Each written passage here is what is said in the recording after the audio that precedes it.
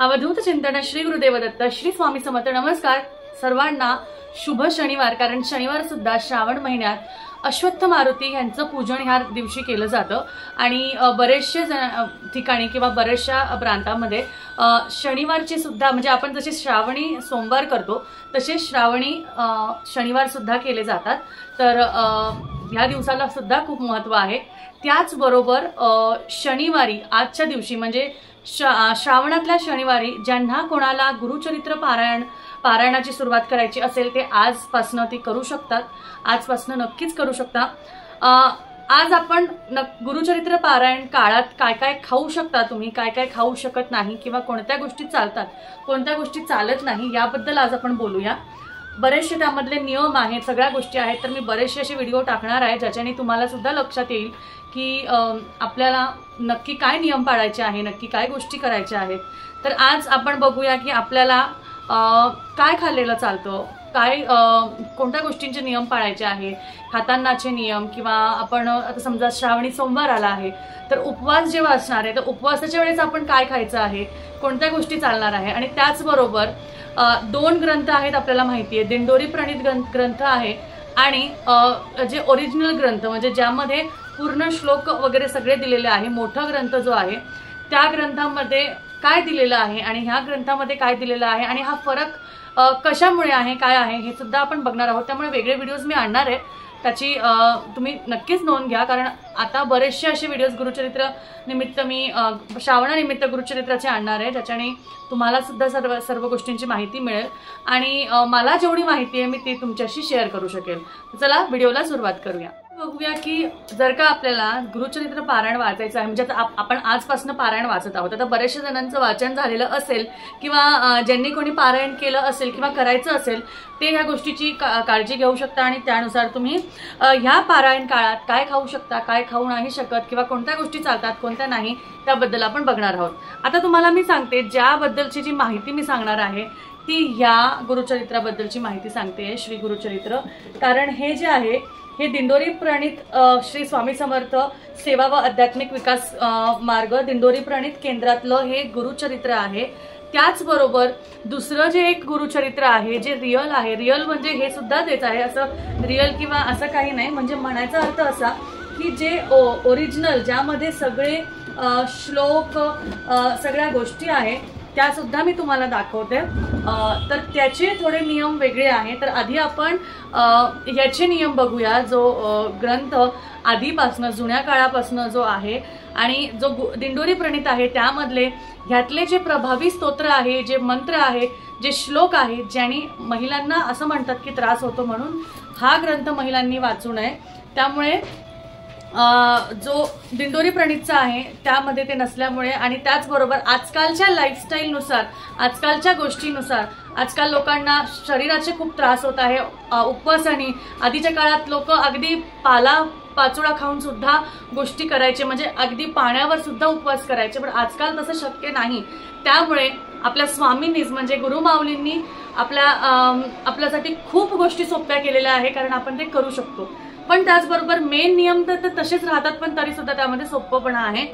हे जे गुरुचरित्र आहे जे आधीचं आपण म्हणत आहोत त्याबद्दल मी तुम्हाला दाखवते। ते गुरुचरित्र कसं आहे ते सुद्धा मी तुम्हाला दाखवते, ते तुम्ही बघू शकता।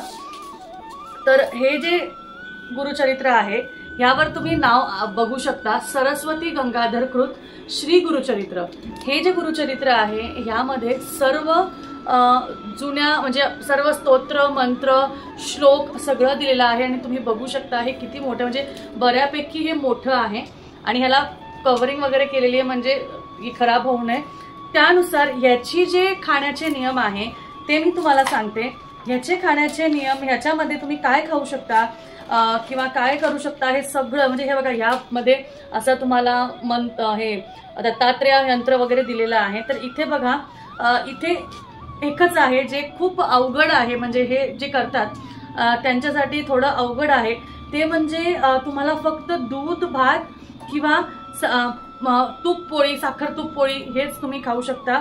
गुळ चालत नाही, तर तूप भात किंवा दूध भात किंवा साखर तूप पोळीच तुम्ही खाऊ शकता। बघा इथे लिहिलेलं आहे पारायण काळात म्हणजे ह्या पारायणासाठी आपल्याला दिंडोरी प्रणीतमध्ये लिहिलेलं आहे उपवास करू नये, पण ह्याच्यात लिहिलेलं आहे पारायण काळात उपवास करावा, दूध भात गव्हाची पोळी तूप साखर या हविष्यान्नाचे भोजन करावे इथे लिहिलेलं आहे। त्यामुळे मी तुम्हाला ते सांगतेय।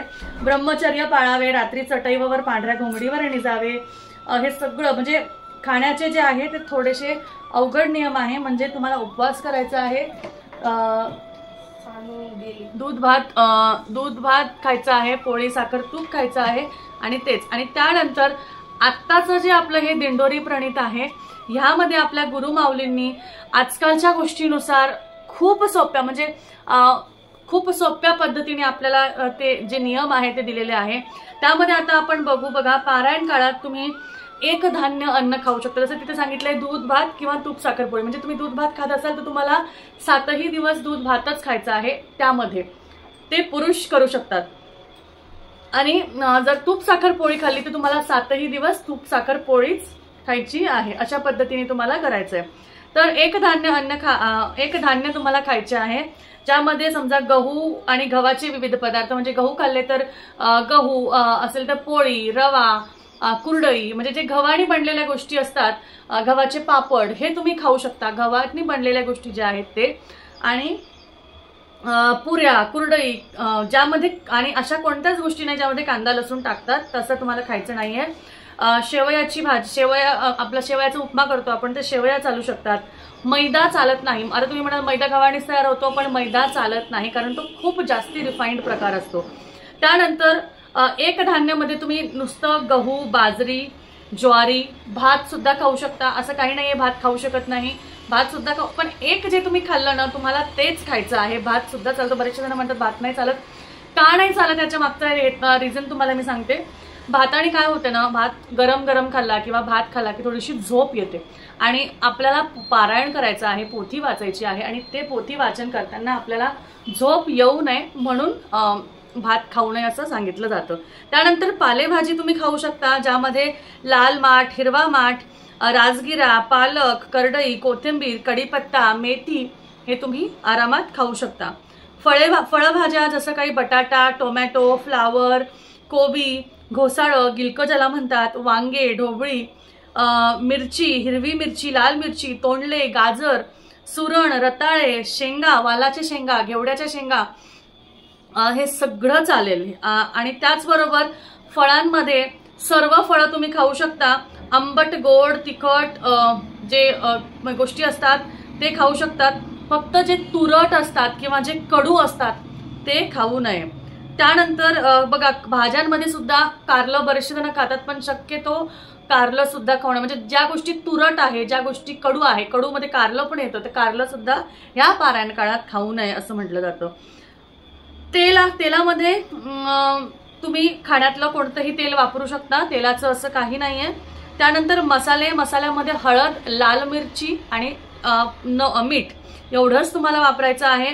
कुठल्याही प्रकारचं तुम्हाला गरम मसाला, कुठलाही मसाला भाजीला चव यावी म्हणून कोणताही मसाला टाकला तर तसं चालणार नाही, कारण त्यामध्ये खूप बारीक बारीक इन्ग्रेडियंट्स असतात, ऑनियन पावडर वगैरे टाकलेले असतात, त्याच्यामुळे तो भंग होऊ शकतो, म्हणून कोणत्याही प्रकारचे पॅकेट मसाले टाकू नये। लाल तिखट, हिरवी मिरची, मीठ, हळद एवढंच वापरावं। त्यानंतर दही, दूध, तूप तुम्ही खाऊ शकता। पारायण काळाच्या दरम्यान वारानुसार उपवास तुमचे असेल तर तुम्ही शेंगाड्याचं पीठ, बटाटे, रताळे खाऊ शकता। साबुदाणा सुद्धा चालतो, साबुदाणा पण तुम्ही खाऊ शकता। आता तुम्ही म्हणाल शेंगदाणा चालेल का, तर शेंगदाणा सुद्धा उपवासाला चालतो, म्हणून शेंगदाणा सुद्धा खाऊ शकता, शेंगदाण्यालाही काही हरकत नाहीये। आता वर्ज्य काय आहे तर कडधान्य वर्ज्य आहे। कडधान्य म्हणजे द्विदल धान्य, दोन जे धान्य असतात ज्यामध्ये शक्यतो कडधान्य म्हणजे डाळी, कडधान्य असे असतात। आता तुम्ही म्हणाल शेंगदाणे, तर शेंगदाणे हा कडधान्य नाहीये, शेंगदाणे तेल आपण खाऊ शकतो, त्यामुळे शेंगदाणे सुद्धा तुम्हाला उपवासाच्या याला चालू शकतात। मोहरी तुम्हाला चालणार नाही। त्याबरोबर शेपू ह्याच्यात आहे, हिरव्या भाज्यामध्ये शेपू पण शक्यतो चालतो, शेपूचं पण काही नाही। लसूण, कांदा तुम्हाला कुठल्याही प्रकारे खायचं नाहीये। वरण भात सुद्धा खाऊ नये, म्हणजे वरण तर खायचंच नाहीये, भात सुद्धा तुम्ही खाऊ शकता, पण भात खाल्ला की तुम्हाला पूर्ण आठवडाभर म्हणजे पूर्ण 7 दिवस भातच खावं लागेल। त्यानंतर दोन्ही वेळा तुम्ही जेवण करू शकता, दिंडोरी प्रणीत प्रमाणे तुम्ही दोन्ही वेळ जेवण करू शकता। उपवास करायचा असेल तर तुमच्या इच्छेप्रमाणे तुम्ही उपवास सुद्धा करू शकता। त्यानंतर आता ह्यामध्ये एक गोष्ट सांगेल की म्हणजे ज्यांना ऍसिडिटीचा त्रास होतो, ज्यांना खूप त्रास असे होतात की भूक सहन होत नाही, गरोदर स्त्रिया असतील, वृद्ध लोक असतील, ह्या लोकांनी थोडेसे खायचे, म्हणजे खाण्यात तर हेच खायचं आहे पण थोड्या वेळाने वगैरे जसं तुम्हाला होईल तसं तुम्ही खाऊन गोष्ट करू शकता। वयस्कर व्यक्तीने आहाराचे पथ्य पाळू नये, म्हणजे कांदा लसूण वगैरे सोडून बाकी सगळं ते खाऊ शकता, काही हरकत नाही। घरात जे सर्व बनवले आहे ते खाणे ते सर्व ते खाऊ शकता, पण ज्यांना अजिबात जमत नाही त्यांच्यासाठी हे आहे। ज्यांना ह्या खाण्याचे नियम जमत नाही त्यांनी सर्व खाण्यास काही हरकत नाही। उपवास तुम्ही करू शकता, करायचे असेल तर करू शकता, नाही करायचे तर दोन्ही वेळेस खाऊन करू शकता, पण फक्त कांदा लसूण वर्ज्य करायचा आहे, असे तुरट पदार्थ हे तुम्हाला खायचे नाहीये। अशा पद्धतीने बघा तुम्हाला खूप साधे सोपे खाण्याचे नियम आहे, त्यामध्ये असं काही वेगळं किंवा हे नाहीये। त्यामुळे नक्कीच बरेचसे जण घाबरतात की मी कसं करू, मग मला जमेल का, मग मला होईल का, मग खाण्याचे फार नियम आहे, मग घरात 3-3 4-4 वेगळं वेगळं कसं बनवू, तर काही हे नाहीये। भरपूर अशा भाज्या असतात त्या विदाऊट कांदा लसूण बनतात, हे 7 दिवस तुम्ही ते बनवा आणि ते खा, असं काहीही नाहीये। थोडीशी चव बदलते, थोडंसं टेस्ट बदलतं आणि थोडा चेंजही होतो, त्यामुळे नक्की करा। मी तर म्हणेल नक्की तुम्ही करून बघा, एकदा तरी गुरुचरित्र पारायण करा, इतकं प्रसन्न आणि इतकं छान वाटतं ना की तुम्हाला स्वतः त्यामध्ये खूप बदल जाणवतील। चला आजचा व्हिडिओ एवढाच। व्हिडिओ आवडला असेल तर नक्कीच लाईक करा, शेअर करा, आपल्या चॅनलला सबस्क्राईब करा। परत भेटूया। श्री स्वामी समर्थ।